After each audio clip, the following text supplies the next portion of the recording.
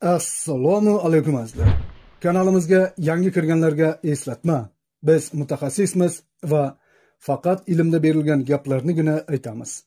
Shuning uchun bizdan hozir YouTube'ni bosib ketgan, ostida ilmiy asosi bo'lmagan, ya'ni aksariyati yolg'on bo'lgan vahimali ko'pirtma gaplarni kutmang.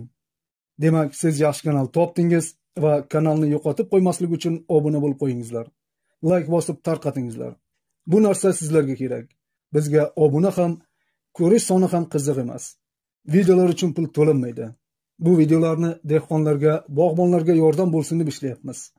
Vaqtida shu xalq bizni o'qitdi, mutaxassis bo'ldik. Endi biz ham qarzimizni qaytarishimiz kerak. Demak, xabarlaringiz bor. Biz yurtimizda ekiluvchi har bir ekin va mevali daraxtlarning kasalliklari, zarar kunandalari hamda begona o'tlari, ularga qarshi kurashdagi agrotexnik va profilaktik tadbirlarni, bular paydo bo'lganda qo'llaniladigan pestisid preparatlarni, ularni ishlatish tartib-qoidalari haqida batafsil ma'lumotlar beruvchi videolar qo'yib boryapmiz. Va bugun yurtimizdagi asosiy ekinlardan biri bo'lgan makkajo'xori ekini haqida gaplashamiz. Aytgancha, pestisidlarning nimaligi, turlari, qo'llash shartlari bo'yicha shu nomdagi alohida videoda batafsil ma'lumot berganmiz. Yana pestisidi nima edi deb hayron bo'lmangizlar. Bilamizki, juda ko'pchilik kasallik, zarar kunanda va begona o'tlarga qarshi kurashda faqat preparatlar ishlatiladi deb tushunishadi. Va kommentariyalarda ham buncha gapni cho'zasan, bizga tars so'z qilib preparatlarni aytda qo'y deb ko'p yozishadi. Yo'q, biz mutaxassismiz. Ilmda berilgan ma'lumotlarni soddalashtirib, lekin batafsil qilib aytamiz. Ba'zi chalasavod agronom yoki agro aptekachilarga o'xshab sal narsaga pestisid tavsiya qilavermaymiz. Ham pestisidlar vaqt o'tgan sari eskiradi. Bu yil yaxshi ishlaganini 2 yildan keyin ta'siri kamayishi mumkin yoki undan arzon va yaxshiroqlari chiqishi mumkin. Mayli, bu videodan boshlab sizlarni talablaringizga ko'ra kasallik, zarar kunanda va begona o'tlarga qarshi ishlatiluvchi o'zimiz sinagan pestisidlarning nomlari yoki tarkiblarini keltirib o'tamiz. Lekin bular ham hozir aytganimizdek vaqti kelib eskiradi. So'rasalaringiz o'sha vaqtda yangi chiqqan va yaxshiroq preparatlarni Telegramdagi dehqonchilik guruhida aytib boramiz. Guruh havolasi shu video ostida hamda kommentariyada berilgan. Yozuv oxiridagi yana yoki davomi degan so'zni bossangiz, yozganimiz to'liq chiqadi. Shundaki ko'k yozuvli havolani ustiga bitta bossangiz, o'zi guruhga o'tkazib qo'yadi. Xo'p, aslida agronomiyada pestisidlar qo'llash bu eng oxirgi va eng ahmoqona chora hisoblanadi. Ya'ni zamonaviy agronomiyada oltin bir qoida bor. Tuproqni, ekinlarni va mevali daraxtlarni shunday parvarish qilish va ularga zaruriy sharoitlarni yaratib berish kerakki, bular baquvvat bo'lsin, immuniteti kuchli bo'lsinki, ularga pestisidlar kerak bo'lmasin. Yoki boshqacha aytganda, ularning holatini pestisid ishlatish darajasigacha olib kelmaslik kerak. Chunki kasallik yoki zarar kunandalarga uchragan va pestisidlar bilan davolangan har qanday organizmda ularning asorati qoladi, nimjon bo'ladi, yuqori hamda sifatli hosil bera olmaydi. Qolaversa, tovaringizni qimmat narxlarda sotish yoki eksport qilish uchun, ya'ni ekologik toza mahsulot tayyorlashning sharti, ularni o'suv davrida pestisidlar ishlatmaslik kerak. Aksariyatingiz mehnatni, xarajatni zo'r qilasizlar, lekin kasallik, zarar kunanda va begona o'tlarga qarshi profilaktika va agrotexnika degan oson hamda arzon usullarni bilmasligingiz, muammolarga qarshi faqat pestisidlar bilan kurashish mumkin degan sodda tushunchada bo'lganliklaringiz uchun tayinli foyda ololmaysizlar. Faqat preparatchilarni boqasizlar. Ular sizdagi bu tushunchani yanada rivojlantirish uchun turli yolg'on yashiq gaplarni tarqatadi. Bosib reklama qiladiki, sizlarda pestisidlarsiz hech narsa qilib bo'lmaydi-yo degan fikrni shakllantirishadi. Bir so'z bilan aytganda, pestisidlar sehrli tayoqcha degan fikrda bo'lganliklaringiz uchun preparat ishlab chiqaruvchilar va ularni sotuvchilarni boy qilyapsizlar. Lekin o'zlaringizga kam narsa qolyapti. Ba'zan umuman foyda ololmayapsizlar. Biz bu kanalda tuproq, ekinlar biologiyasi, ular talab qiladigan sharoitlar, dehqonchilik asoslari, sug'orishlar, yerga ishlov berish, almashlab ekish, melioratsiya va o'g'itlashlar haqida 180 ga yaqin katta-kichik videolar berdik. Va bulardan ko'rdikki, agar tuproqni kuchli qila olsak, o'simliklarga kerakli sharoitlarni yaratib bera olsak, ular o'z-o'zini bemalol himoya qila oladi. Tabiiy immuniteti kuchli bo'ladi. Demakki, ularga na kasallik va na zarar kunanda hasharotlar qo'rqinchli emas. Tuprog'i kuchli bo'lsa, almashlab ekish tizimi qo'llanilsa, oziqasi, suvi yetarli bo'lsa, ya'ni barcha sharoitlari joyida bo'lsa, nafaqat kasallik va zarar kunandalar, hatto begona o'tlar ham xavfli bo'lmaydi. Bularni baquvvat bo'lgan o'simlikni o'zi tezda bartaraf qiladi. Ularni zararini, asoratlarini osongina yo'qota oladi. Hozir shu yerda doimiy kuzatuvchilarimiz to'xta, bu gaplar boshqa ekinlardagi videolarda ham aytilgandi, nega bir xil gap yana takrorlanyapti deb hayron bo'lishdi menimcha. To'g'ri, bu gaplarni boshqa videolarda ham aytganmiz. Chunki bular agronomiya qonunlaridir va barcha ekin yoki mevasiz daraxtlarga birday taalluqli. Bularni har biringiz yoddan bilishlaringiz kerak. Hech bo'lmasa tushunchalaringiz bo'lishi kerak. Ham makkajo'xori ekadigan kishi piyoz yoki uzum yetishtirmasligi mumkin. Ya'ni bir dehqon yoki bog'bon asosan bitta ekin yoki ko'pi bilan 3 ta ekin yetishtiradi. Demak, biz bu gaplarni paxta yoki boshqa xil ekinda aytganmiz, kerak bo'lsa o'tib ko'ringizlar desak, ular yo topolmaydi yoki chalkashib ketadi. Shuning uchun bu gaplarni shu ekinga moslab aytyapmiz. Ham bunaqa qonuniyatlarni takror eshitish kerak. Bu narsa faqat sizlarning foydalaringiz uchun. Xo'p, demak, umuman olganda, chet davlatlarning qishloq xo'jaligida hamma vaqt muammolarning paydo bo'lishini oldini olishga kuchli e'tibor beriladi. Bizdagi qishloq xo'jaligida esa vaqtida oldi olinmayotgani, ko'zbo'yamachilik, yolg'onlardan nariga o'tishmayotgani uchun bunaqa muammolar tiqilib ketdi. Buni eng kichik isboti hozir hamma joyni agroaptekalar bosib ketgan. Va kasallik, zarar kunanda hamda begona o'tlarni yo'qotuvchi preparatlarga eng ko'p xarajatlar qilinyapti. Agar bu xarajatlarni tuproqni kuchaytirishga, ekinlarga zaruriy sharoitlarni yaratib berishga sarflaganimizda edi, bizda bunchalik ko'p muammolar bo'lmasdi. To'g'ri, kasallik, zarar kunanda va begona o'tlarni pestitsidlar bilan yo'qotish albatta ancha oson, to'g'ri qo'llanilsa bo'ldi. Biroq bu vaqtinchalik chora. Faqat bugunni o'ylash. Chunki kasallik, zarar kunanda va begona o'tlar borgan sari ximikatlarga moslashib boradi. Natijada yanada ko'proq dozada yoki yanada ta'siri kuchliroq bo'lgan pestitsidlardan foydalanishga majbur bo'lamiz. Oqibatda tannarx oshadi, mahsulotlar qimmat bo'ladi va qimmatligi uchun ham, ximikatga to'ydirganimiz uchun ham xalqni qarg'ishiga qolib yuraveramiz. Qolaversa, bu ximikatlarning ko'pi soxta chiqyapti, ta'siri bo'lmayapti. Haqiqiylari esa juda qimmat. Yuqoridagi fikrlarimizni yanada aniqroq tushuntirish uchun tarixga bir qaraymiz. Ya'ni qadim zamonlarda odamlar ekinlar va mevali daraxtlarda kasalliklarning paydo bo'lishini va hosilni yo'qotilishini sirli narsa deb o'ylagan. Ma'budlar yuborayotgan jazo deb tushungan. Lekin o'sha paytda ham bitta ikkita aqlliroqlari yaxshi o'g'itlangan va tuprog'i kuchli yerlarda o'sgan ekin va mevali daraxtlarda kasallik, zarar kunanda hamda begona o'tlarni uchramasligi yoki juda kam bo'lishiga e'tibor qilishgan va buni sababini o'rganishga urinishgan. So'ng kuchsiz o'simliklar tez kasal bo'lishi yoki zarar kunandalar tushishini yoki aksincha tuprog'i kuchli, yetarli oziqlantirilgan, to'g'ri parvarish qilingan, yeri yaxshi ishlangan hamda almashlab ekilgan o'simliklarda kasallik, zarar kunanda va begona o'tlar deyarli uchramasligini aniqlashgan. Ya'ni boya yuqorida aytilgan gaplar juda yangilik emas. Bular ming yillar oldin kashf qilingan. Bizda esa hali ham kasallik yoki zarar kunandalarning ko'payib ketishini yilni kelishidan deb o'ylaydigan dehqon va bog'bonlar ko'p. To'g'ri, yilni bularga qulay kelishi ham bor narsa, lekin kasallik, zarar kunanda va begona o'tlar yil qanday bo'lmasin kelaveradi.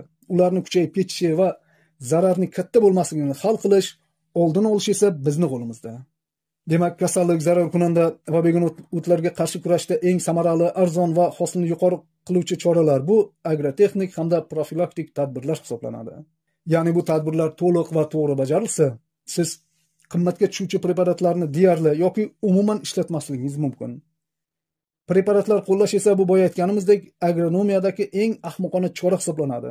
Chunki ilmsiz dehqon yoki bog'bon ekinlarni kasallantiradi yoki zarar kunandalar va begona o'tlarga bostirib qo'yadi. Chunki ular profilaktik va agrotexnik tadbirlarning nimaligini, foydasini bilmaydi. Bularni bilsa, to'g'ri qilsa, preparatlarga hojat qolmaydi. Eng zo'ri esa bu tadbirlar to'liq qilinsa, hosil eng yuqori sifatli va uni tannarxi, ya'ni yetishtirish xarajatlari kam bo'ladi. Demak, rentabillik, ya'ni sof foydamiz maksimal bo'ladi. Preparatlar esa qimmat bo'lgani uchun mahsulot tannarxi oshib ketadi. Yomoni preparatlar kasallik, zarar kunanda yoki begona o'tlarni ular tushgach to'liq ololmaydi. Noto'g'ri qo'llanilganda esa deyarli befoyda bo'ladi. To'g'ri qo'llanilganda ham ular hosilni oshirmaydi. Shunchaki kasallik, zarar kunanda va begona o'tlarni ma'lum muddatga yo'qotishi mumkin. Lekin ekin yoki daraxtlarga bular tushgach, ming zo'r preparatlar bilan davolansa ham, baribir hosilning bir qismi yo'qotiladi. Hosil esa birmuncha sifatsiz bo'ladi. Demak, yuqoridagilardan xulosa shuki, biz ekin yoki daraxtlarimizga kasallik, zarar kunanda va begona o'tlarni tushirmay turib, ularni profilaktik va agrotexnik tadbirlar bilan oldini olishimiz kerak ekan. Shundagina mehnatimiz, xarajatimiz bizga katta foyda keltiradi.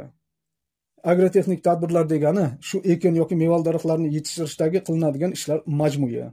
Masalan, yerni to'g'ri va o'z vaqtida haydash, haydash oldi organik fosforli, kaliyli va zarur bo'lsa yuvilmaydigan azotli o'g'itlar berish, ekish oldi ham shu o'g'itlarni yana keragicha berish, yerni ekishga to'g'ri tayyorlash, sifatli urug' yoki ko'chat ekish muddatlarini to'g'ri tanlash, ekinzor yoki bog' yerini yumshoq saqlash, masalan, yoppasiga ekilgan ekinzor bo'lsa, to'g'ri vaqtni tanlab baronlash yoki sanchilib ishlovchi motigalardan foydalanish, qatorlab ekilgan ekin bo'lsa, kultivatsiya yoki chopiq qilish, to'g'ri va o'z normasida sug'orish, o'suv davrida o'sha ekin yoki daraxtlarni talabidan kelib chiqib o'g'itlashlar, bargidan suspenziya qilish va boshqa barcha ishlarga aytiladi.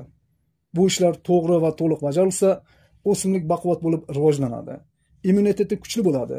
Demakki, ular o'ziga tushgan kasallik, zarar kunandalarni oson yengadi. Hatto begonotlarni ham qisib qo'yib, ularni rivojlanib ketishiga yo'l qo'ymaydi. Qolaversa, bu ishlar to'g'ri bajarilsa, kasallik, zarar kunanda va begonotlar bo'lganda ham ular iqtisodiy zarar bera olmaydi. Preparatlar ishlatishga hojat qolmaydi. 5-10% zarar esa olingan yuqori hosil evaziga kompensatsiya qilinadi. Nasib bo'lsa, yaqinda makkajo'xori yetishtirish degan katta bir video qilamiz va unda makkajo'xoridagi agrotexnik tadbirlarni batafsil aytamiz. Profilaktika qilishdagi preparatlarni esa kasallik, zarar kunanda va begonotlarni turiga qarab, o'rni kelganda maydalab aytib ketaveramiz. Xo'p, demak, urug' ekilgandanoq unga bir dunyo zararli organizmlar, ya'ni kasalliklar, zarar kunanda hasharotlar va begonotlar hujum qiladi.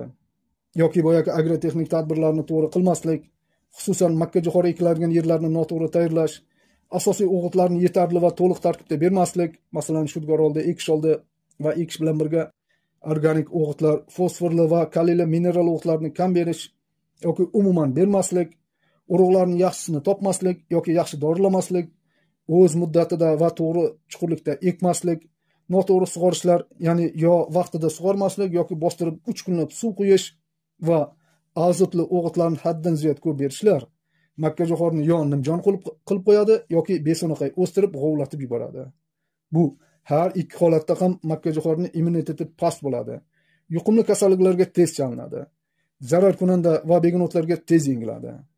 Bu aytilganlar kasallik, zarar kunanda va begonotlarni kuchayib ketish sabablaridir, paydo bo'lishini emas. Ya'ni bular hamma vaqtdan paydo bo'laveradi. Ularning infeksiyasi tuxumlari, urug'larda, tuproqda, havoda, hasharotlarda bo'ladi. Yil qulay kelishi bilan bular tarqalib ketaveradi. Lekin boya aytilgan agrotexnik tadbirlar to'g'ri bajarilsa, kasallik, zarar kunanda va begonotlar xavfli bo'lmaydi.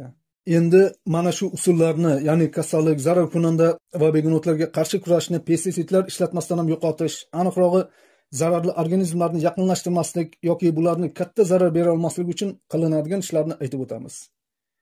Ko'pchilik biladi, dehqonchilik qancha intensivlashsa, ya'ni yerdan qancha ko'p va bosib foydalanilsa, kasallik, zarar kunanda va begonotlar shuncha ko'payadi. Nega? Chunki dehqonlar asosan imkoni boricha qimmat ekinlar ekishni xohlaydi va bunda shu ekin eng ko'p joyni egallaydi. Ya'ni har yili shu ekinlar boshqa ekinlar bilan almashlamasdan ekilaveriladi. Almashlab ekish yo'qoladi. Bunda kasallik, zarar kunanda va begonotlarni ko'payishi tabiiy narsa. To'g'ri, qimmatli ekinlarni ekishni xohlaydi degan gaplar ko'proq chet ellarning dehqonchiligi uchun mos keladi. Bizda esa hamma ham o'zi xohlagan ekinni eka olmaydi. Yo reja bo'yicha yuqorini majburlov orqali yoki o'zlari boshqa ekinlarni yetishtirishni bilmagani yoki bilganda ham bozor tortmagani uchun yoki bozor tortadigani va o'zlari o'rgangani paxta, g'alla, sholi yoki makkajo'xorini ko'p yetishtiradilar. Ya'ni mohiyat o'sha, chetdami, bizdami qaysi ekin qulay bo'lsa, o'sha ekinlar ko'p ekiladi. Bu esa boya aytilganday almashlab ekishni yo'q qiladi. Bundan tashqari, mahsulot yetishtirishni ko'payishi va tezlashishi mineral o'g'itlarni ko'proq qo'llashni talab qiladi. Oddiy aytganda, biz qancha yuqori hosil olmoqchi bo'lsak, mineral o'g'itlarni ham shuncha ko'p ishlatamiz. Va bu narsa ham, ya'ni mineral o'g'itlarni ko'p ishlatish ham zararli organizmlarni ko'paytiradi. Adashmadim, mineral o'g'itlarni haddan ziyod ko'p ishlatish ham kasallik, zarar kunanda va begonotlarni ko'paytiradi. Shuning uchun mineral o'g'itlarni ko'p bermoqchimisiz, uni organik o'g'itlar bilan birga ishlatishingiz kerak. Ayniqsa azotli o'g'itlarni ko'p berishda unga mos holda fosforli va kaliyli o'g'itlarni ham berish kerak. Shundagina ko'p berilgan azotli o'g'itlarni zarari neytrallanadi va hosili ancha yuqori bo'ladi. Zararli organizmlar xavf tug'dirmaydi. Umuman zararli organizmlardan himoyalashda bitta yoki ikkita usulni o'zi yetmaydi. Ya'ni bulardan samarali va arzon himoyalash uchun barcha ishonchli usullar birgalikda kompleks qo'llanilishi kerak. Bularning nimaligini hozir batafsil aytamiz. O'simliklarni himoyalash choralari ikkita katta guruhga bo'linadi. Birinchisi profilaktik, ya'ni kasallik, zarar kunanda va begonotlarning paydo bo'lishi hamda tarqalishini oldini olishdir. Bunga fan tilida fitosanitar choralar deyiladi. Ikkinchisi terapevtik, ya'ni davolovchi choralar. Birinchisi, ya'ni profilaktik choralar infeksiya manbalarini, ya'ni kasallik qo'zg'atuvchi mikroblarni yoki zarar kunanda tuxumlari va begonot o'tlarni urug'larini hamda ularni generativ organlari, masalan, ildiz poyalarini yo'qotishga asoslangan bo'ladi. Bu manbalarga hosil yig'ib olingandan keyin dalada qoladigan kasallangan o'simlik qoldiqlari, qishlovchi kasal o'simliklar va begonot o'tlar kiradi. Bularni yo'qotish uchun yerni chuqur ag'darib shudgorlash kerak va dala chetidagi begonotlarni o'rib olib yoqish yoki bir o'raga bosib kompostlash kerak. Bu ishlar qiyinlik qilsa, unda begonotlarni gerbisidlar bilan yo'qotish ham mumkin. Ekinlarni kasallik, zarar kunanda va begonotlardan saqlashda, himoya qilishda keyingi profilaktik chora bu yuqorida takror aytilgan agrotexnik tadbirlardir. Ya'ni zararli organizmlardan asrashda, ularning zararini kam bo'lishida bu tadbirlarning ahamiyati juda katta. Agrotexnik tadbirlar kasallik, zarar kunanda va begonotlarning rivojlanishiga qulay yoki noqulay sharoit yaratishi mumkin. Chunki agrotexnika bu fon. Unda ekinlar va zararli organizmlar birga rivojlanadi. Demak, bu tadbirlarning birinchisi almashlab ekishdir. Bu haqda almashlab ekish mavzularidagi videolarda batafsil aytganmiz. Kasallik, zarar kunanda va begonot o'tlarni yo'qotish hamda paydo bo'lishini oldini olishdagi ikkinchi asosiy agrotexnik tadbir bu yerga ishlov berishlar hisoblanadi.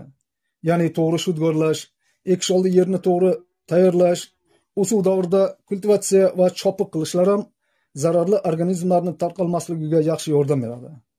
Masalan, shudgorlash yetarli chuqurlikda bo'lsa, kasallik tug'diruvchi infeksiya manbalari, zarar kunanda tuxumlari va begonotlarning urug'lari pastga tushib ketadi va o'sha yerda nobud bo'ladi.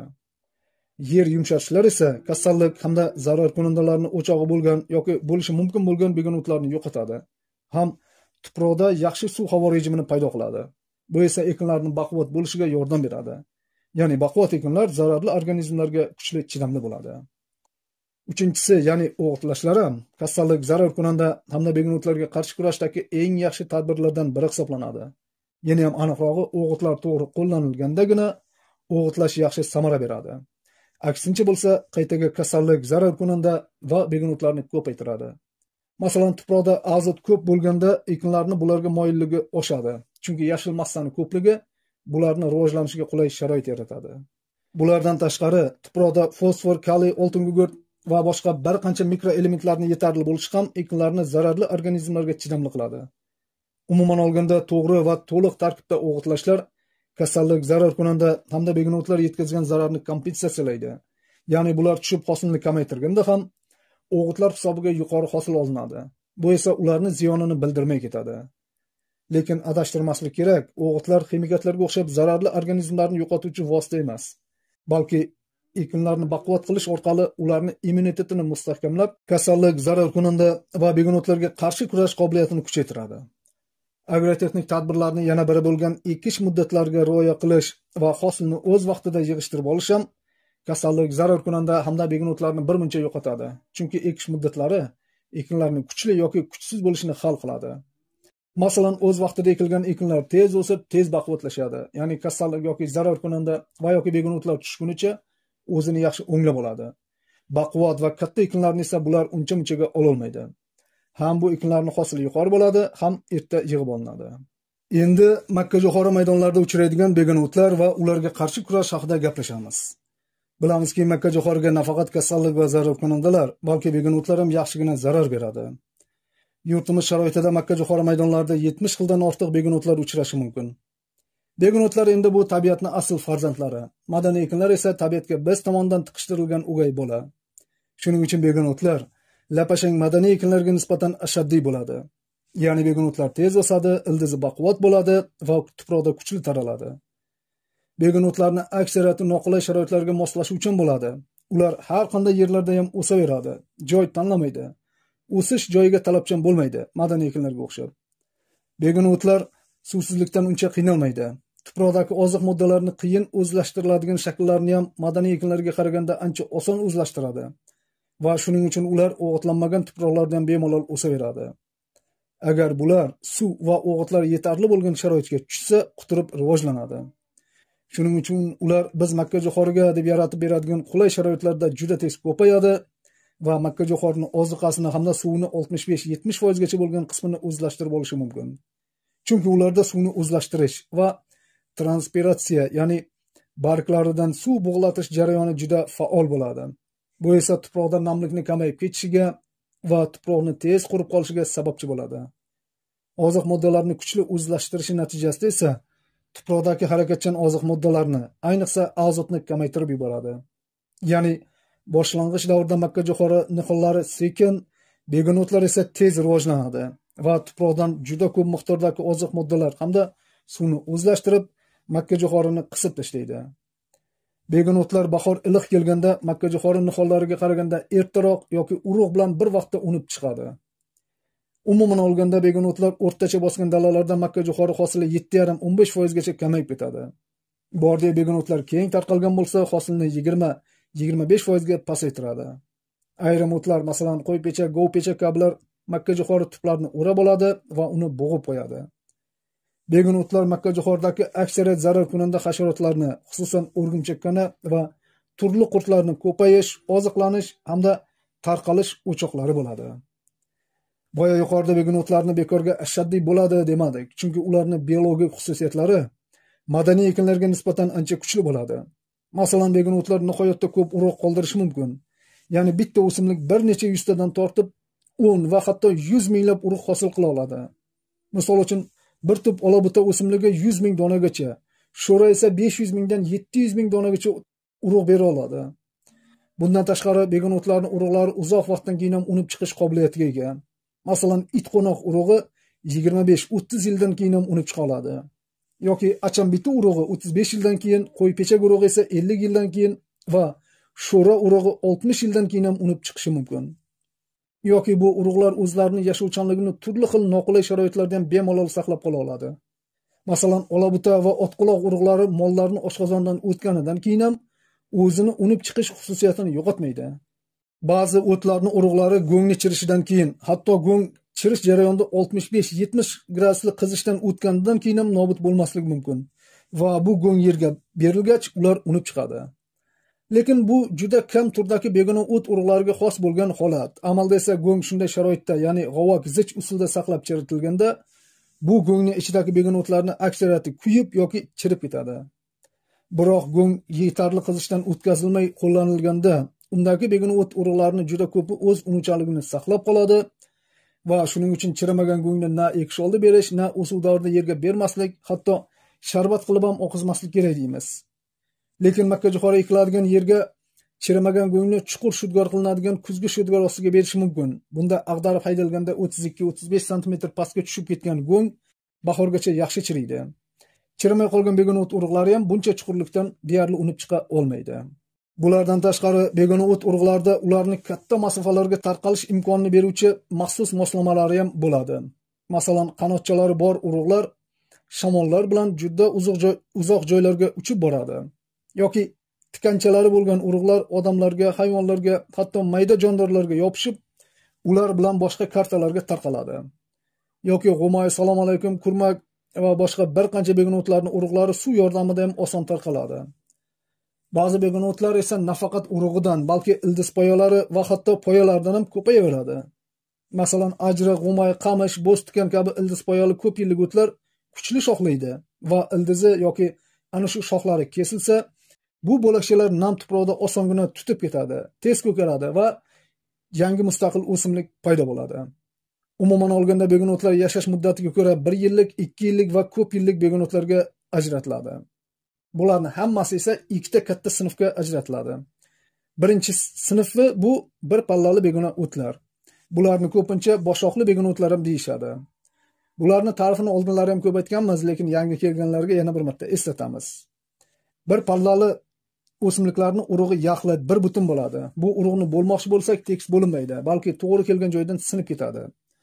O'simliklarning bargi esa lentasimon, ya'ni uzun ko'rinishli bo'ladi va bargiga diqqat bilan qarasangiz, undagi tomirlar parallel holda uzunasiga ketadi. Bularning poyasi yumshoq, ya'ni yog'ochlashmaydi. ildiz esa popuk ildiz bo'ladi. Va bir pallali begun o'tlarni o'zi ham 1 yillik va ko'p yillik turlarga ajratiladi. 1 yillik boshoqli begun o'tlarga misol sifatida yovvoyi suli, yovvoyi arpa, tulki quyruq, kurmak, it qo'noqlarining barcha turlarini aytish mumkin. Ko'p yilliklarga esa raygres, g'umay, ajriq, qamishga o'xshaganlar kiradi. Ikkinchi sinfga esa 2 pallali begun o'tlar deyiladi.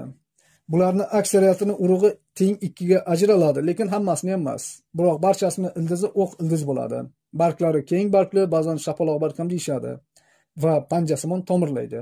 Poyasi yog'ochlashishi mumkin. Lekin hamma 2 pallali begun o'tlarda ham shu belgilar yaqqol ko'rinavermaydi. Masalan, gandumak, semizot yoki qo'y pechakka o'xshagan o'simliklarning poyasi yumshoq, bargi uzunchoq va ildizi nimjonroq bo'ladi. Lekin bular yuqorida aytilgan bir pallalilardan baribir farq qiladi. Ya'ni bargi lentasimon emas, ildizi nozik bo'lsa-da nisbatan o'q ildiz va poyasi sal qattiq bo'ladi. Va 2 pallali begun o'tlar ham 1 yillik hamda ko'p yillik turlarga ajratiladi. 1 yillik 2 pallalilarga sho'ra, qoqo't, yovvoyi sabzi, yulduzot, ismaloq, bangidevona, lola qizg'aldoq, olabuta, jag'jaq ya'ni shildiroq o't, yopishqoq o't yoki gandumak, raps ya'ni sariq o't yoki sariq gul, chumchiqdil, moychechak, bo'rataroq va semizotlar misol bo'ladi. Ko'p yilliklariga esa qo'y pechak, qoqo't, otquloq, bo'ztukan hamda yantoq kabilar kiradi.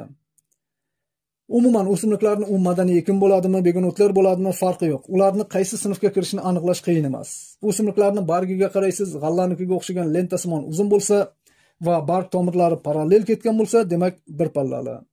Bargidan aniqlay olmasangiz poyasini ko'rasiz. G'allani poyasiga o'xshab yumshoq bo'lsa bir pallali. Juda topa olmasangiz ildizini kavlab ko'ring. Popuk ildiz bilan o'q ildizni farqini hamma yaxshi biladi endi.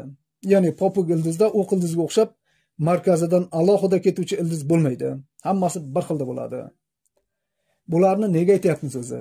Chunki ba'zilar bir pallali yoki 2 pallali o'simliklarning farqini tushunishmayapti. Ular ko'pincha begun o'tlarning nomini aytib, shunga qanaqa gerbisidlar sepamiz deyshadi. Lekin begun o'tlarning nomidan bilish ancha qiyin. Chunki ko'p o'tlar shevada aytiladi.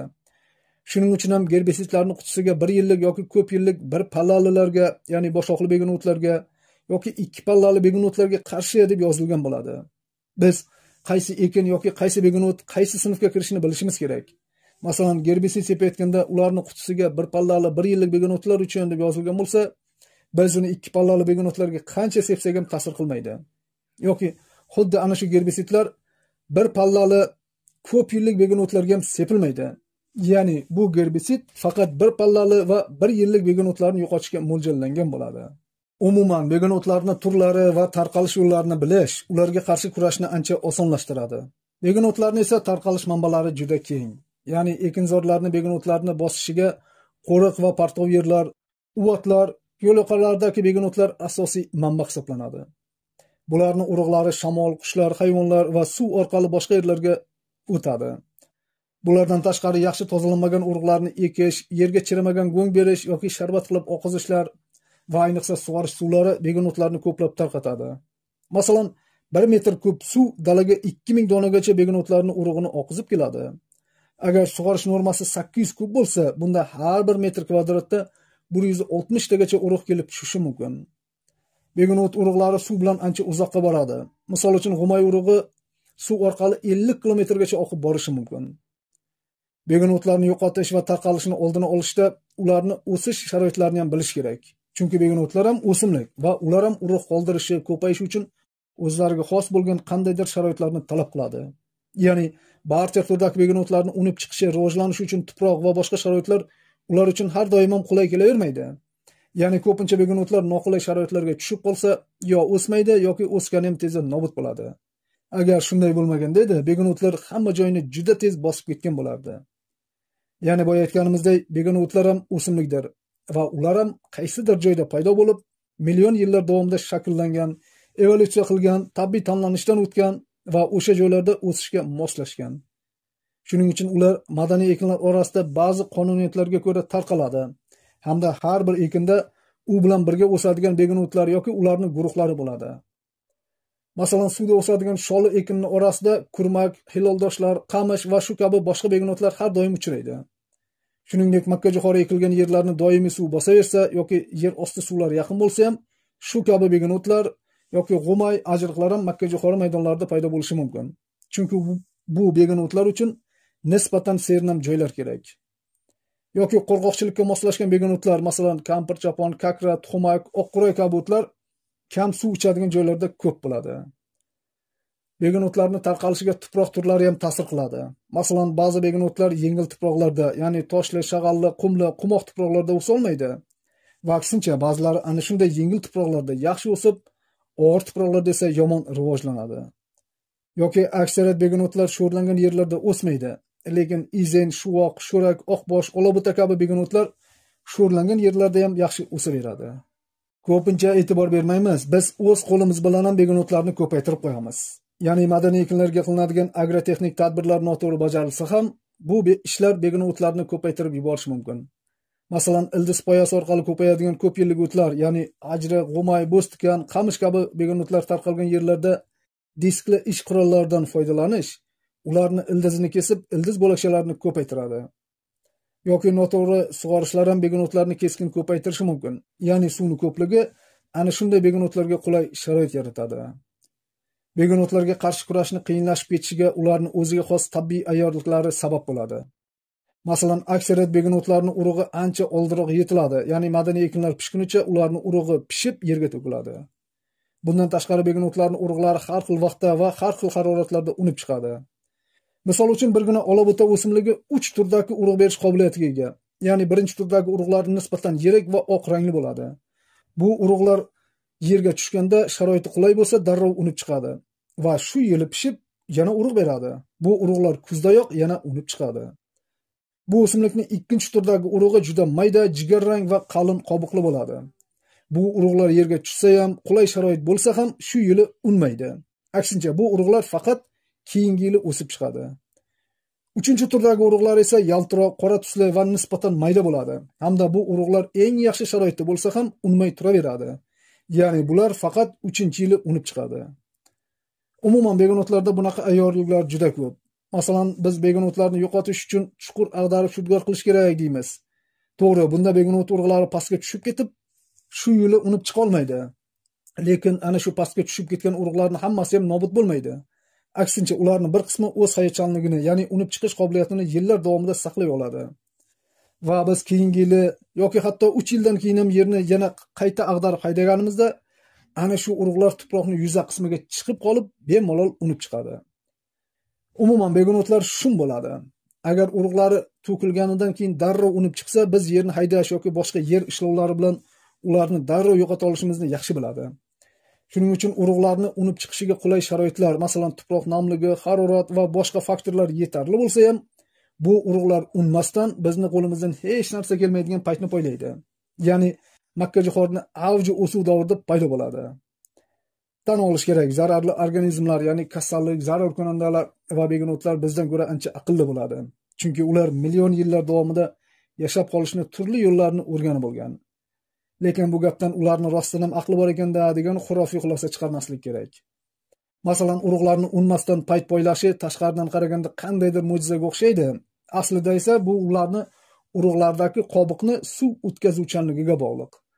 Ya'ni urug' qobig'ining qattiq bo'lishi urug'dagi zapas oziq moddalarga suv va havoni kirishiga to'sqinlik qiladi. Natijada bu oziq moddalar erimaydi va urug' ichidagi murtak undan foydalana olmaydi. Vaqt o'tgan sari, masalan 2 yilmi, 5 yilmi o'tgach, ana shu qobiq yumshab, yemiriladi va urug' ichiga suv kirgach, urug' unib chiqadi. Aslida ularning bu xususiyatini, ya'ni hozir aytganim hamma gap urug' qobig'ida ekanligini aytmay sizlarni bir hayron qoldirmoqchi edim. Lekin bunaqa narsalardan mo'jiza izlash jurnalistlar yoki dinimizni yaxshi bilmaydiganlarning ishi. Xudo har bir narsani mukammal ilmi bilan yaratadi va biz bilishimiz kerak bo'lgan narsalarni sirrini ochib qo'yadiki, bu sirlar ilm deyiladi. Ilmni yaxshi bilmaydiganlar esa YouTube yoki Instagramga chiqib olib, oddiy narsalarni asosini bilmasdan ularni mo'jizalashtirib, har xil ertaklar to'qib, odamni kuldirib yuradi. Endi ana shu begonotlarga qarshi kurash chora-tadbirlari haqida gaplashamiz. Lekin begonotlarga qarshi kurashni yo'li bu ko'pchilik o'ylaganday faqat gerbisidlar sepish emas. Aslida ximikatlar ishlatish yuqorida aytilgandek agronomiyadagi eng oxirgi chora, ya'ni profilaktik va agrotexnik tadbirlar ish bermay qolganda o'tkaziladigan eng oxirgi ahmoqona tadbir hisoblanadi. Ahmoqona deganimizning ma'nosi begun o'tlarga qarshi kurashda profilaktik ishlar va agrotexnik tadbirlar to'g'ri bajarilsa, ximikat ishlatishga deyarli hojat qolmaydi. Ya'ni sal narsaga gerbisid yoki ximikat demaslik kerak.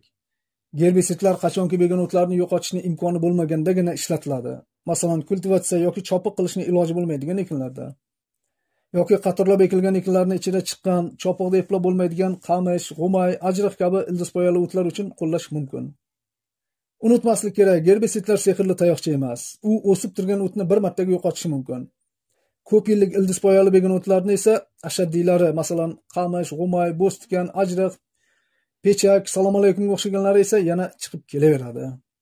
Bunaqa o'tlar uchun eng yaxshisi kultivatsiya va chopiq. Bunda begun o'tlar yo'qolishidan tashqari yana yer yumshoq turadi. Yana aytaman, esdan chiqarmangizlar. Dunyo dehqonchiligida ximikatlarni qo'llash eng ahmoqona chora hisoblanadi. Ya'ni ilmsiz dehqonlar ximikatlar bilan ishlab, sof foydasini kamaytirib, shu foydasini ximikat ishlab chiqaruvchilarga bekorga berib yuboradi. Begun o'tlar, zarar kunandalar, kasalliklarni to'g'ri agrotexnik tadbirlar, masalan, almashlab ekish, profilaktik choralar, ekinlarni o'z vaqtida ekish, to'g'ri o'g'itlash, yer ishlovlari, yer osti suvlarini sathini chuqur zovurlar orqali pasaytirib turish, ildizpoyalarni yig'ib olish kabi ishlar bilan kamida 90% ga yo'q qilish mumkin. Qolgan 10% ni zarar esa hech narsa emas. Demak, makkajo'xori maydonlaridagi begun o'tlarni yo'qotishda umumiy holda ikki guruhdagi usullar qo'llaniladi. Birinchisi oldini olish, ikkinchisi qiruvchi usullar. Endi bularni batafsil qilib ta'riflaymiz.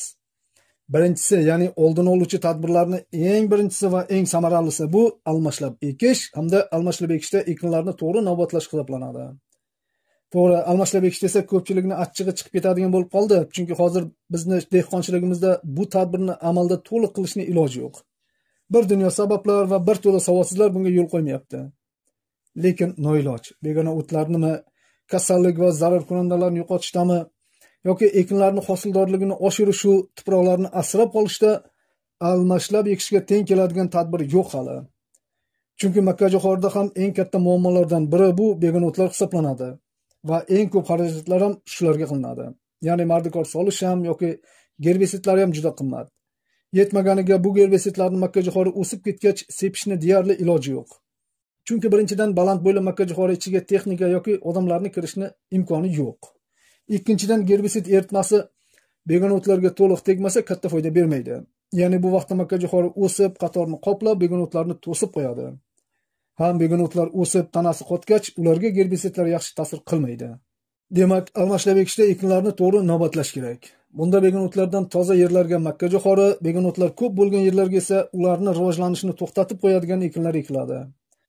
Bilamizki, almashlab ekish ishlatilmaydigan makkajo'xori dalalarida makkani o'suv davrining birinchi yarmida tuproq kam soyalanadi. Bu esa kakra, salom alaykum, ajri, g'umay, kurmak, semizot, temir tikanga o'xshash begona o'tlarning o'sishiga yaxshi sharoit yaratadi. Bularni yo'qotish uchun albatta almashlab ekish tizimini ishlatish va bunda tuproqni soyalaydigan ekinlar, masalan, beda va kuzgi g'alla ekinlarini ekish kerak. Xo'p, demak, begona o'tlarni yo'qotishda oldini olish choralarining ikkinchisi bu ekinlarning rivojlanishi uchun yaxshi sharoitlarni yaratishdir. Masalan, makkajo'xori o'z vaqtida ekilganda va rivojlanishi uchun qulay sharoit yaratilganda, ular tez rivojlanib, begona o'tlardan o'tib ketadi. Makkajo'xori siyraklashib qolganda esa bu yerlarda begona o'tlar o'sib ketmasligi uchun qo'shimcha urug' ekish kerak.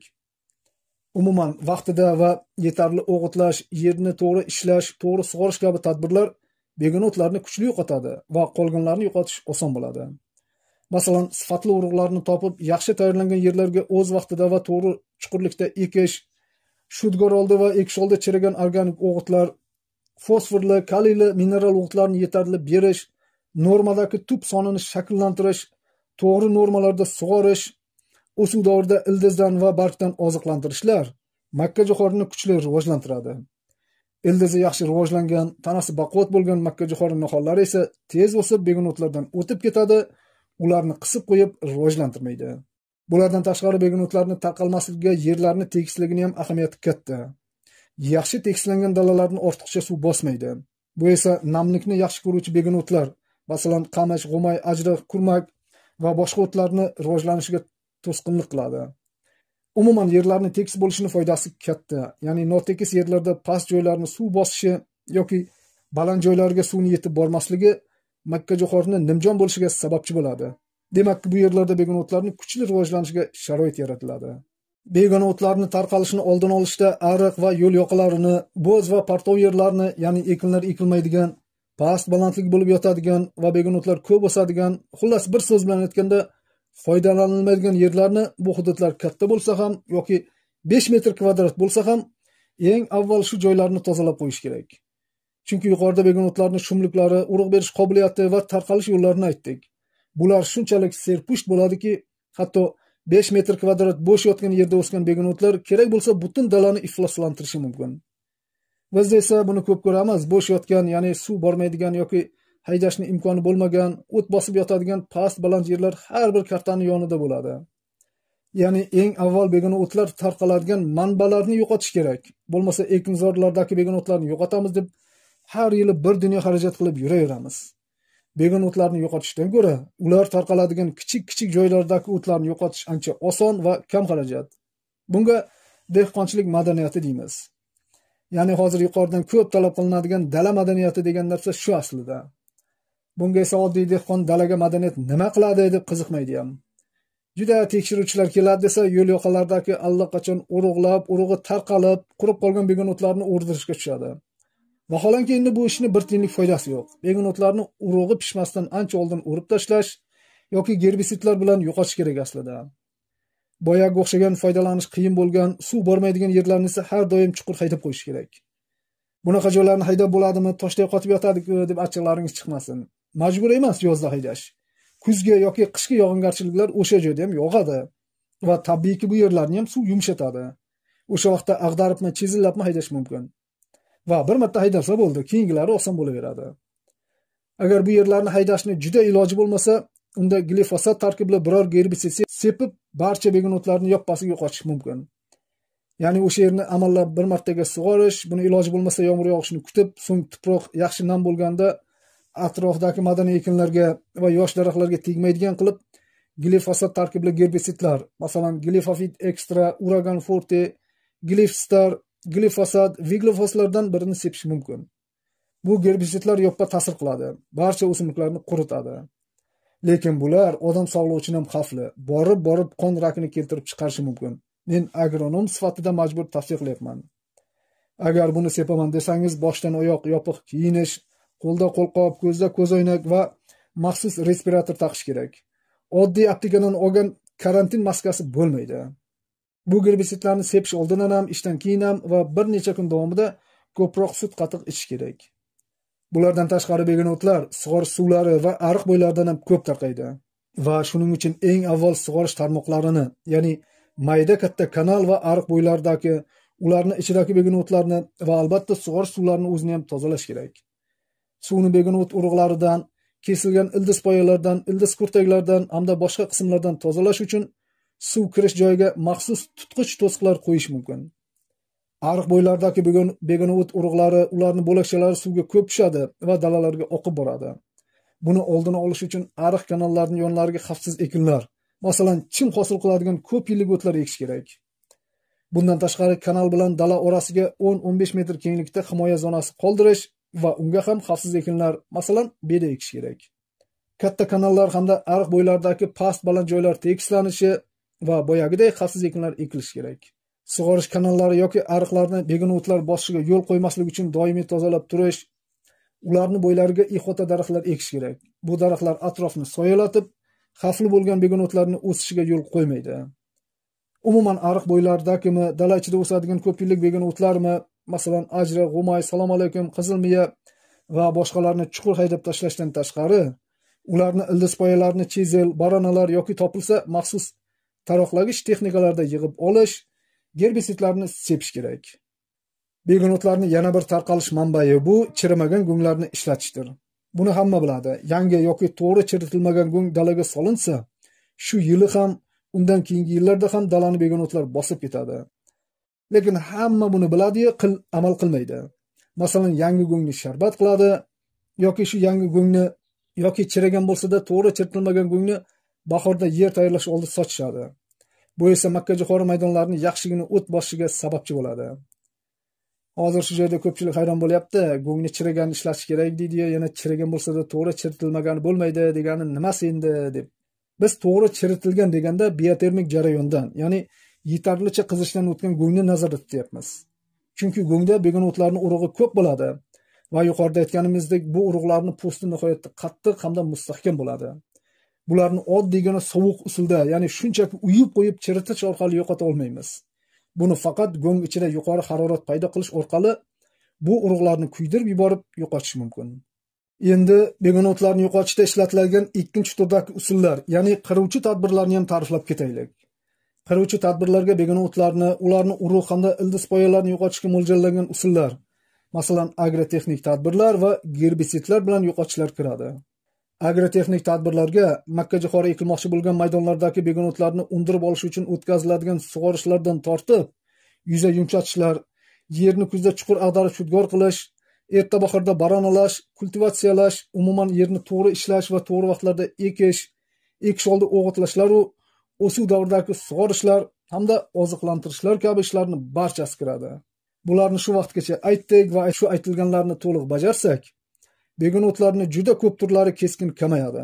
Ba'zilari 100% ga ham yo'qolishi mumkin.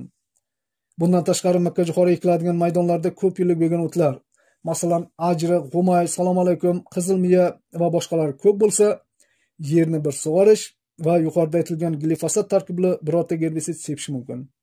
Oradan 20 kun o'tgach yer chuqur haydab tashlanadi. Yer haydalganda yuzaga chiqib qolgan ildiz poyalarini chezel, baranalar yoki topilsa maxsus taroqlagich texnikalarda yig'ib olish ham bu o'tlarni yaxshigina yo'qotadi. Agar yer osti suvlari yaqin bo'lsa va bu yerlarda qamish ko'p bo'lsa, unda qamishni samarali yo'qotish uchun sizot suvlarining sathini chuqur zovurlar orqali pasaytirish va dalalarda suv to'planib qolishiga yo'l qo'ymaslik kerak. Endi begonotlarga qarshi gerbisidlar qo'llash haqida gaplashamiz. Umuman olganda gerbisidlar kasallik va zarar kunandalarga qarshi kurashadigan boshqa preparatlarga qaraganda ancha kuchli ximikatlar hisoblanadi. Ya'ni gerbisidlar to'g'ri ishlatilganda ham qanchadir bo'lsa-da zarari bor baribir. Agar gerbisidlar noto'g'ri qo'llanilsa yoki qo'llashda ekinlarnimi, begonotlarnimi adashtirib yuborilsa yoki dozasi ko'payib ketsa, madaniy ekinlarga ham yomon ta'sir qiladi. Hatto ularni butunlay quritib yuborishi ham mumkin. Yomon ta'sir qilmaganda ham gerbisidlar ishlatilgach, ekinlar ma'lum muddatga stressga tushadi. Ya'ni o'sishdan bir to'xtab oladi. Ba'zan barglarning uchi sarg'ayadi, barglar buralib yoki g'ijimlanganga o'xshab qoladi. Dehqonlar buni makkajo'xori qotib qoldi deyishadi. Chunki gerbisidlar sepilganda ular nafaqat begona o'tlarni, balki makkajo'xorini barglaridan ham so'riladi. Uni to'qimalardagi jarayonlarni bir izdan chiqarib oladi. Agar shunaqa holat bo'lsa, ya'ni gerbisidmi yoki boshqa biror ximikatlarmi yoki susmenziyali o'g'itlarmi noto'g'ri sepilib, makkajo'xori stressga tushgan bo'lsa, unda izobion yoki shunga o'xshash aminokislotasini foizi yuqori bo'lgan birorta aminokislotali preparat sepish kerak. Bu preparatlar makkajo'xorini stressdan tez chiqaradi, ham keyingi rivojlanishga yaxshi yordam beradi. To'g'ri, hozirgi yangi chiqayotgan zamonaviy gerbisidlar ancha xavfsiz. Umuman gerbisidlarda begonotlarni tanlash, ya'ni selektivlik xususiyati kuchli ishlaydi. Lekin bizda Yevropa standartlari qo'yilgani bilan o'sha standartlarga javob beradigan ximikatlar juda kam. Aksariyat joylarda arzon tarkibli, zaharlilik darajasi ancha yuqori bo'lgan gerbisidlar ishlatilyapti. Aslida gerbisidlar qo'llash eski vaqtlarda yerlarga tinimsiz ishlov berishlarini kamaytirish maqsadida qo'llanilgan yangi usul bo'lgan. Hamda uni zararini hali to'liq anglab yetishmagan paytlarda uni begonotlarni tez va oson yo'qotgani, muhimi davlat tomonidan arzonga berilgani uchun ko'pchilikka jozibador tuyulgan va shu bo'lib dehqonlar begonotlarni yo'qotishdagi oldini oluvchi choralar va agrotexnik tadbirlarni o'tkazishga erinib yoki yaxshi bilmasdan osongina gerbisidlarni ishlatishga o'tib olishgan. Bu dangasalik o'sha vaqtlardan beri davom etib kelyapti. Hozir esa gerbisidlarni ishlatish eng yuqori cho'qqiga chiqdi, lekin begonotlarni kamaytira olmayapti. Aniqrog'i bir mavsum kamaygani bilan keyingi yil yana ko'payib boryapti. Biz begonotlarni paydo bo'lganidan keyin emas, paydo bo'lishidan oldin uni sabablarini, ko'payish sharoitlarini yo'qotishimiz kerak. Shundagina har yili qayta o'sib kelaveradigan begonotlardan butunlay qutulishimiz mumkin. Bu usullarni esa yuqorida aytdik. Umuman gerbisidlarni sepdik bo'ldi, endi hamma o'tlarni quritib tashlaydi deb xomxayol bo'lmaslik kerak. Gerbisidlarni o'z vaqtida va o'sha begun o'tlarga mo'ljallanganlarnigina to'g'ri qo'llasakkina uni samarasi bo'ladi. Ya'ni gerbisidlarni qo'llash uchun eng qulay vaqt bu begun o'tlar hali o'sib ketmagan yosh vaqtida, ya'ni qotmagan davrda sepilishidir. Bu vaqtda begun o'tlar faol o'sayotgan bo'ladi va ularga gerbisidlar yaxshi ta'sir qiladi. Chunki o'tlar bu vaqtda gerbisidlarga chidamsiz bo'ladi, osonlik bilan nobud qilinadi. Bizda esa juda ko'pchilik begun o'tlar o'sib ketgach, ya'ni ko'zi bilan yaqqol ko'rgachgina gerbisid sepib yotishadi. Bu esa aniq shoxga ham, tuyoqqa ham urish deyiladi. Chunki bu paytlarda begun o'tlar ancha kattarib, po'sti dag'allashib, gerbisidlarga kuchli chidamli bo'lib qoladi. Dehqonlar buni o't qotdi endi deyishadi. Ya'ni bu o'tlarga sepilgan gerbisidlarning samarasi past bo'ladi, ko'pincha deyarli ta'sir qilmaydi.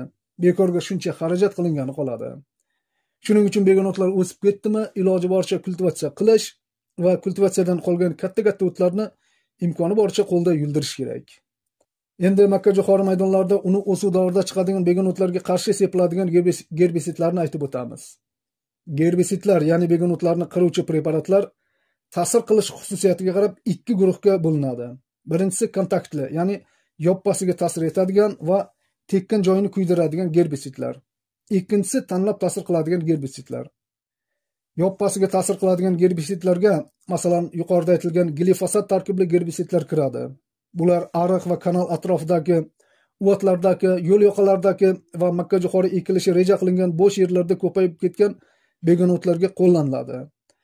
Lekin yana aytaman, bunaqa gerbisidlarni qo'llashda ehtiyot bo'lish kerak. Uni eritmasi suvga tushmasligi, gerbisid sepilayotgan vaqtda atrofda odamlar bo'lmasligi, gerbisid sepilgach chorva mollarini, o'tlarni yeb qo'ymasligiga hushyor bo'lish va qo'lda sepilsa, albatta maxsus kiyimlarda, ko'zoynak hamda og'iz burunga haqiqiy respirator taqilgan bo'lishi kerak. Tanlab ta'sir etadigan gerbisidlar esa makkajo'xorining o'suv davrida chiqadigan begun o'tlarga qarshi ishlatiladi. Tanlab ta'sir qiluvchi gerbisidlar ham bir necha muddatlarda ishlatiladi. Bularni birinchisi, ya'ni eng avval ishlatiladigani bu tuproq gerbisidlari deb nomlanadi. Bular urug' ekilgach, asosan 1 yillik va qisman ko'p yillik 1 pallali hamda 2 pallali begun o'tlarni unib chiqmaslik uchun urug' ekish bilan bir vaqtda yoki urug' ekilgach pushta ustiga sepib ketiladi.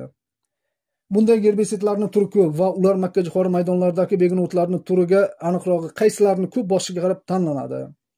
Masalan, tarkibi atsetoxlor bo'lgan Intera, Harness, Samurai, Alkenza degan gerbisidlar 1 yillik 1 pallali begun o'tlarga yaxshi ishlaydi.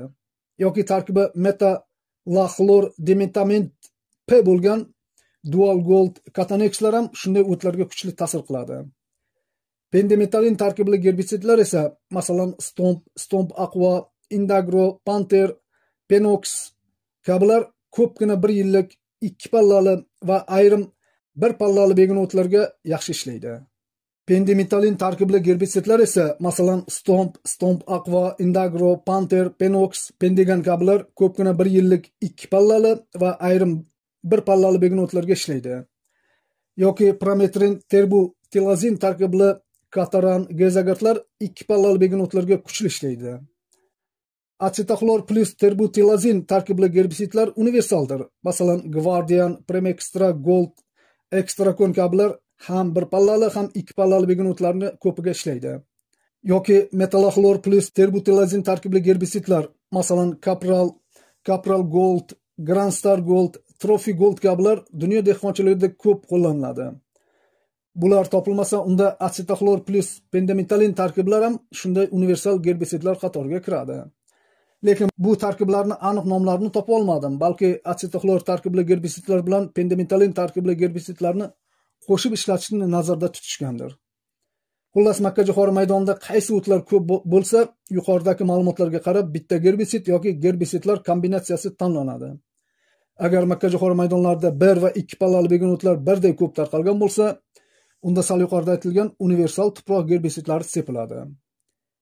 Bularni sepishda urug' ekish seyilkasiga ishchi suyuqlikni lenta qilib sepadigan biror agregat o'rnatilib, urug' ekilgan har bir egat ustiga ishchi suyuqlik lenta qilib sepib ketiladi. Agar bunaqa agregat topilmasa, unda dalaga urug' ekib bo'lingach, orqasidan har gektar yerga gerbisid qo'shilgan ishchi eritma, OVH yoki shtangali purkagichlar bilan sepib chiqiladi.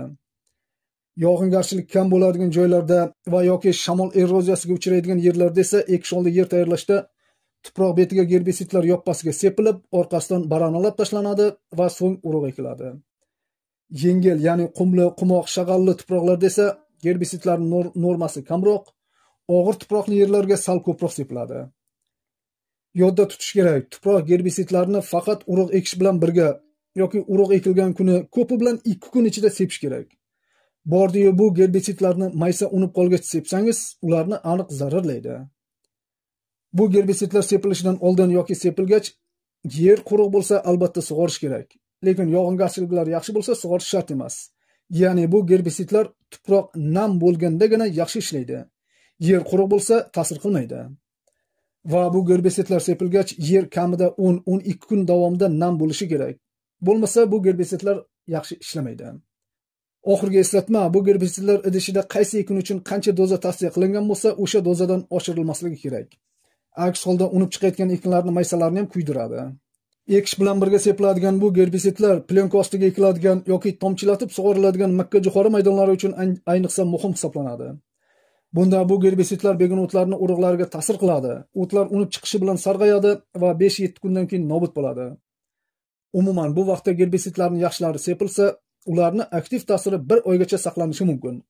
Ya'ni shuncha vaqt ichida 1 yillik o'tlarni 90-95% gacha, ko'p yilliklarni esa 55-63% gacha bo'lgan qismi o'smay turadi. Shu joyga e'tibor beringizlar, ekish bilan birga sepiladigan bu gerbisidlar asosan 1 yillik o'tlarni 1 va 2 pallalarga kuchli ta'sir qiladi. Ko'p yilliklarga esa kamroq ta'sir qiladi. Xo'p, agar bu vaqtda shamol esayotgan bo'lsa, unda ishchi eritma uchib ketmasligi uchun gerbisid sepadigan moslamalarga to'siqlar o'rnatilishi kerak. Bo'lmasa gerbisid ko'zlangan joyga tushmaydi. Gerbisidlar urug' ekish vaqtida sepilgan bo'lsa-da, lekin maysalar paydo bo'lganidan keyin agar yog'ingarchilik ko'p bo'lsa, unda gerbisid yosh makka jo'xori nihollarini bo'g'ib qo'ymasligi va ular siyrak bo'lib qolmasligi uchun tuproq yetilishi bilan yer darhol kultivatsiya qilinishi kerak. Bunda gerbisid bug'i havoga tez ko'tariladi va nihollarni zaharlanishdan saqlab qoladi. Umuman 1 yillik begona o'tlarga qarshi ishlatiladigan tuproq gerbisidlari ekish oldidan yoki ekish bilan birga berilganda ularning aktiv ta'siri 20-25 kunga yetadi. Undan keyin esa ta'sir qilishi pasayib ketadi. Va shundan keyin begona o'tlar makka jo'xori maydonlarida ko'payib boshlasa, bularni kultivatsiya yoki chopiqda olish imkonsiz bo'lsa, unda yana boshqa turdagi gerbisidlarni qo'llashga majbur bo'lamiz. Bunda gerbisid asosan birinchi sug'orish oldidan berilgani ma'qul. Va bu davrda makka jo'xorining bo'yi 20-30 cm dan oshmagan bo'lishi kerak. Eritma makka jo'xori qatorlarining ikkala yonboshidan, ya'ni makka jo'xori barglari tagidan, uni poyasiga nisbatan egatga tomon qiyalatib 12-15 cm kenglikda palosa bo'yicha purkaladi. Umuman gerbisidlarning aniq markasini bilmay turib, uni qo'llash qoidalari va normasini aytish qiyin. Siz yaxshisi Telegramdagi guruhga begona o'tlarning turlari va rasmini tashlab so'rang. Biz gerbisidlarning yaxshilarini aytamiz yoki o'zingiz topganingizni qo'llash tartibini tushuntiramiz. Gerbisidlarni qo'llashda havo harorati, havo namligi va tuproq namligini normal bo'lishini ahamiyati juda katta. Ya'ni gerbisidlarni minimal +16 gradusdan 22 gradusgacha bo'lgan havo haroratida qo'llash eng ma'quli. +16 gradusdan past haroratda ishlatilganda gerbisidlarning samarasi pasayib ketadi. Yoki havo namligi va tuproq namligi kamida 65% bo'lganda ishlatish kerak. Lekin eng yaxshisi bu har ikkovi, ya'ni tuproq namligi va havo namligi 70-75% bo'lganda qo'llash. Shuning uchun yozgi issiq havolarda gerbisidlar kechki salqin bilan sepilishi kerak deyiladi. Bunda havoning harorati ham, uning namligi ham normada bo'ladi. Bordi hozirda ba'zi kallavaramlar aytayotganda gerbisidlarni issiq vaqtda qo'llasangiz, bunda ekinlarning ko'p qismi kuyadi va gerbisidlar issiqda bug'lanib ketadi. Lekin bahorda havo namligi va harorati normada bo'lgani uchun juda kechki paytlarda sepish shart emas. Bu vaqtlarda kunduz soat 3 lardan keyin gerbisidlarni sepish mumkin. Lekin avval telefoningizdagi ob-havo programmasiga bir qarab olingizlar. Chunki gerbisidlar sepilgach, kamida 4-5 soat yomg'ir yog'may turishi kerak. Bitta ikkita mayda tomchi muammo emas. Shuningdek, gerbisidlarni sepishda shamol ham bo'lmasligi kerak. Chunki kuchliroq shamol eritmani o'z joyiga tushishiga qarshilik qiladi. Shu yerda bir gap, gerbisidlar bitta ikkita o't ko'ringandan hashagalla sepilavermaydi. Bunda begona o'tlar 1 metr kvadratda 7-10 taga yetganida hamda shu begona o'tlarning bo'yi 5-10 cm bo'lganda ishlovlarni boshlash kerak. Makka jo'xori maydonlarida chiqadigan begonotlarga qarshi ishlatiluvchi hozircha eng yaxshi gerbisidlar, ya'ni Gold standart deb tan olinganlari bular Germaniyani Bayer kompaniyasi ishlab chiqarilayotgan Meister Power, Shveysariyani Syngenta kompaniyasi ishlab chiqaradigan Elumis, Rossiyani Fulltime va AQShni Titus degan gerbisidlari hisoblanadi. Bularning ichida Meister Power va Elumislar eng yaxshilari, chunki ular aksariyat bir pallali va ikki pallali begonotlarni bir va ko'p yilliklarga kuchli ishlaydi. Fulltime va Tituslar bir-biriga o'xshash tarkibli gerbisidlardir. Bular asosan ko'p va bir yillik bir pallali begonotlarni, kamroq esa ikki pallali o'tlarni oladi. Bu barcha gerbisidlarda selektivlik, ya'ni tanlab ta'sir qilish xususiyati kuchli bo'lib, makka jo'xoriga zarar bermaydi. Bularni tanlashda ularga berilgan tarix bo'yicha qaysi begonotlar ko'p bo'lsa, shunga moslarni tanlab sepasiz. Narxini taqqoslaysiz. Ko'pincha dehqonlar gerbisidlarni sepdim, lekin ta'siri bilinmayapti deydi. Gerbisidlarning ta'sirini 2-3 kunda bilib bo'lmaydi. Chunki gerbisidlar o'rtacha 7-10 kunda ildizlarga yetib boradi. Ya'ni to'liq ta'siri 1 haftadan to 3 haftagacha bo'ladi. Umuman olganda gerbisidlarni ta'sir qilishi bir necha faktorlarga bog'liq bo'ladi. Bularning birinchisi begonotlarning rivojlanish darajasi. Ya'ni boya yuqorida aytdik, gerbisidlar begonotlar o'sishni boshlaganda yoshlik davrida yaxshi ta'sir qiladi. Agar o'tlar o'sib ketgan bo'lsa, gerbisidlarning ta'siri ham kam bo'ladi deb. Ikkinchisi ob-havo muhiti. Ya'ni gerbisidlar yuqorida aytilgan sharoitlarda sepilsa yaxshi ta'sir qiladi. Lekin kunning issiq vaqtida, quyosh nurlari tik tushib turganda yoki tuproqdan namlik yetarli bo'lmaganda sepilgan gerbisidlarning ta'siri juda past bo'ladi. Uchinchisi, agar makka jo'xori o'sib ketib begonotlarni pana qilib qo'ygan bo'lsa, sepilgan eritma shu begonotlarning bargiga tegmaydi. Eritma bargga tushmasa uni foydasi yo'q. Gerbisidlar bargdan so'rilib, butun tanaga tarqaydi va o'tlarni nobud qiladi. Agar makka jo'xori o'sib o'tlarni yopib qo'ygan bo'lsa, unda yo sepiladigan suvni ko'paytirish kerak, yoki shamol bilan juda mayda tomchi qilib purkaydigan agregatlardan, masalan, ovuxalardan foydalanish kerak. To'rtinchisi, gerbisidlarga boshqa ximikatlar yoki suspenziyali o'g'itlarni qo'shib, uni ta'sirini kesib qo'yish. Biz ko'p aytamiz, gerbisidlarni faqat o'zini alohida qo'llash kerak. Unga turli suspenziyali o'g'itlar yoki kasallik va zarar kunandalarga qarshi ishlatiladigan ximikatlarni qo'shmaslik kerak deb. Shu yerda kichkina bir eslatma, gerbisidlar sepilgach, albatta zapravka baki va shlanglarni tozalab yuvish kerak. Bunda topilsa natriy gipoxlorid degan modda yaxshi. Agar u topilmasa, unda 100 litr suvga 30 gram ammiak yoki 250 gram natriy karbonati qo'shib bakka solinadi va 10 minut davomida aralashtiriladi. So'ng bak bo'shatiladi va bu ish yana bir marta qaytariladi. Shundan keyin natriy gipoxlorid yoki boshqa moddalar qoldig'ini tozalash uchun purkagich baki shlankalar toza suv bilan yuviladi. Yoki dalangizga ximikatni, suspenziyani septirmoqchi bo'lsangiz, kelgan agregatni ana shunday tozalanganligiga ishonch hosil qiling. Bo'yniga qo'ying. Agar shunaqa qilib tozalamagan bo'lsa, tozalating. Chunki ko'p joylarda zapravka bakidagi eski ximikatlarni tozalamay, ustiga suspenziyani yoki boshqa biror ximikatni solib ekinlarni kuydirib qo'yishyapti. Lekin begonotlar qotgan bo'lsa, ayniqsa ko'p yillik ashaddiy begonotlar, ya'ni yantoq, qo'ypechak, ajriq, qamish, g'umay o'tlar o'sib ketgan bo'lsa, ularga eng zo'r gerbisidlar ham deyarli ishlamaydi. Bularga qarshi kurashda agrotexnik tadbirlar eng samarali va ishonchli hisoblanadi. Masalan, zovurlarni chuqurlatish orqali yer osti suvlarini sathini doimiy pasaytirib turish, kuzda yerni 2 yarusli pluglarda chuqur ag'darib haydash, begonotlarni ildiz poyalarini yig'ib olish, haydash oldi gerbisidlar sepish, erta bahorda yerni baranalash va shu vaqtgacha aytilgan agrotexnik tadbirlarni qo'llash kerak.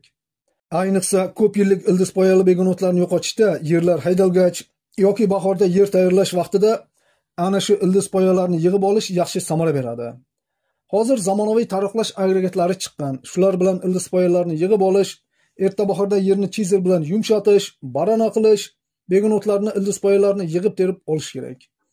Masalan, ajriq ko'p bosadigan dalalardagi ildiz poyalar birinchi yili 40-45 sm chuqurlikda chimqirqar, ya'ni qo'sh yarusli plug bilan haydalsa va erta bahorda chizerlanib, so'ng taroqlash agregati bilan taroqlanib, zarur bo'lsa qo'lda terilib, daladan chiqarib tashlansa, shu yerlarda ajriq bilan zararlanish 75-80% ga kamayadi.